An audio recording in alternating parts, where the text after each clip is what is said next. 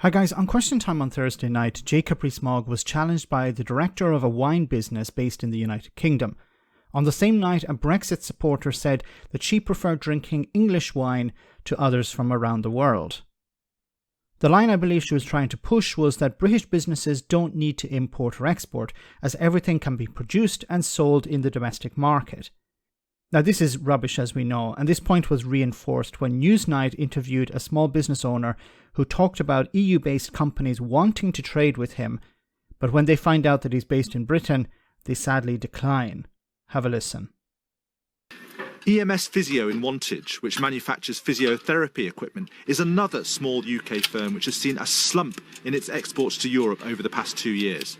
Its boss shows us why. So, in the old days, we'd just have an invoice, the customer would pay for the product, and we would put the product on a van or a lorry. So we now have to send that same invoice. We also have to send it with a packing list. Right.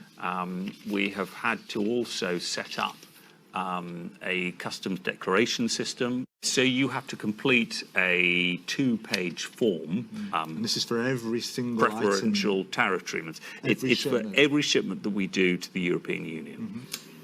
And crucially, importing firms on the continent have to navigate this bureaucracy too.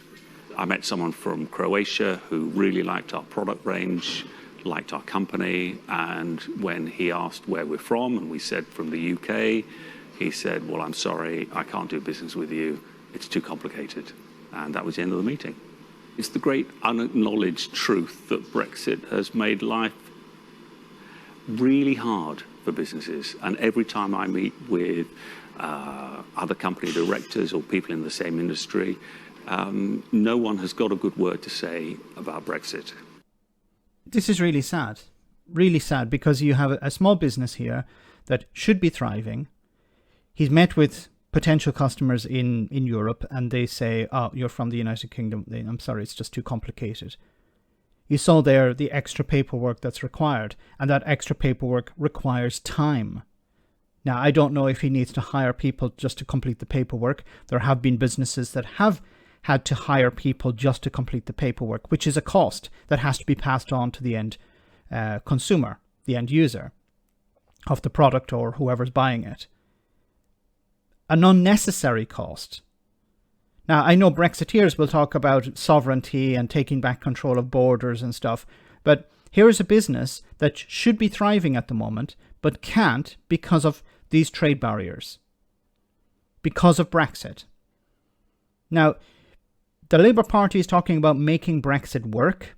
I don't know how Brexit can work for this business owner. How can it work? How are you going to get rid of this paperwork? How are you going to get rid of these trade barriers? How are you going to get rid of the reputation Britain has at the moment? As he said here, the Croatian importer wanted to buy the product, was happy with the product, happy with the business. On the business owner's side, everything is perfect. The problem is the government here. The problem is Brexit. How are you going to get rid of that?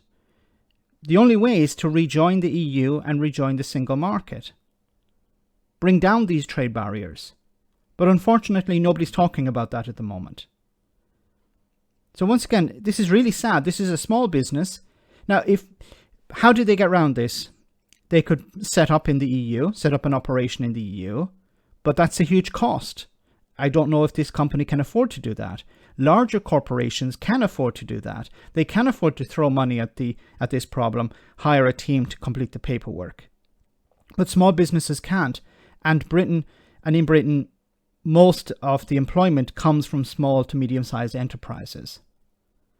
So it's just going to get more and more difficult until the government decide to do something about this. Let me know in the comment section, guys, what you think about all of this. As always, your comments are greatly appreciated. Thanks a lot.